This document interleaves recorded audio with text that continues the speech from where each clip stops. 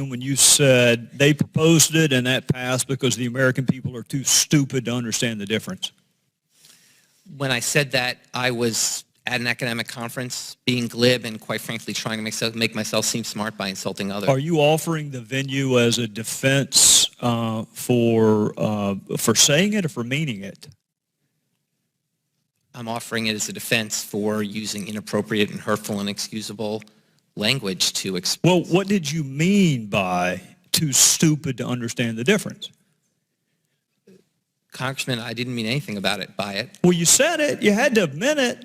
I was once again being glib and trying to make myself seem smarter by reflecting. Well, what did you mean when you said it was a very basic exploitation of the lack of economic understanding of the American voter? What did you mean by that?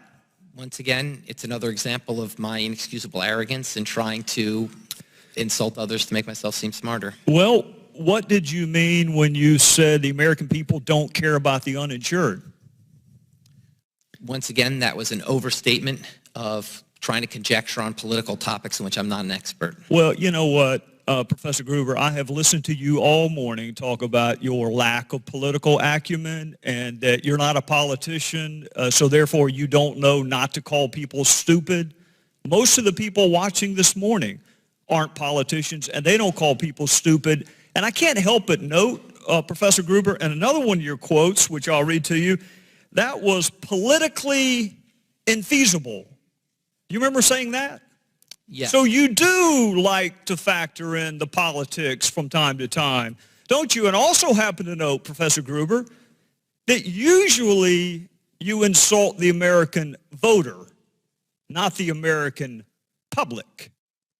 So you do factor in politics, don't you? I have tried a number of occasions, pretended that I know more about politics. Do you think not being a politician is a defense? And is that your defense this morning? I mean, I know initially you said that you offered these comments at a conference. I think you meant conferences, plural, but you said conference when you went on a very obscure television show and initially apologized for what you said were inappropriate comments. And now today your defense is that you're not a politician. Is that the best you can come up with? The best I come up with is to really just apologize for an inexcusable. Well, but I want to know, I mean, the pervasiveness of your quotes is so much that it has to be more than that. It has to be more than just an episodic mistake that you made. Well, here, let me keep going. See if this helps you any. What did you mean when you said you wish that you had been able to be transparent, but you'd rather have the law than not? Once again, it was my trying to conjecture about a political process in which I'm not an expert. Well, what did you mean when you said it was written in a tortured way to make sure the CBO didn't score the mandate as a tax? Once again, it was using inappropriate language to try to sound impressive about something to my colleagues. You see a trend developing here, Professor Gruber? I don't understand the question. It's a lot of stupid quotes you've made. That's the trend. A lot of you see them? Inexcusable quotes. Yes. Right. And again, your defense is that you're not a politician. The lack of transparency is a huge political advantage. Well, what does a non-politician do in talking about political advantages? A non-politician is talking about political advantages to try to make himself seem smarter by conjecturing about something he doesn't really know. So you're a professor at MIT and you're worried about not looking smart enough? Yes. Okay. Well, you succeeded if that was your goal. Now, I want to ask you, are you sorry? When did you realize that these comments were inappropriate?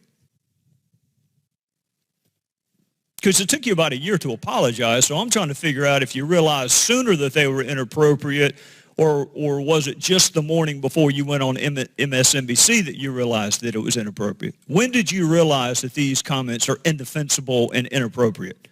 I honestly didn't remember making them. You didn't remember calling your fellow citizens stupid, and you didn't remember saying that you're the only person who cares about the uninsured, that the rest of your fellow citizens don't give a damn about the uninsured? You don't remember saying that? I don't, because they were really glib and thoughtless comments that I made. Well, Professor Gruber, let me just tell you what it looks like from this vantage point. is that you thought that they were really pithy and really funny until the video showed up. And then even then, it took you a little while to apologize. And what I'm struggling with is whether your apology is because you said it or because you meant it. Which are you apologizing for? Because you said it or because you meant it? I didn't mean it. I'm apologizing. All of these quotes that I just read to you, you didn't mean a single one of them. Not a one. What I said, Congressman, is that I was using glib, thoughtless, and really inexcusable language. You used them a lot. You used them a lot, Professor Gruber, which tends to undercut the notion that you were sorry for an episodic misstatement. I just read to you about 10. You see why people might possibly think the apology is a little disingenuous? Maybe. I'll yield back, Mr. Chairman. If the gentleman yield me just 10 seconds.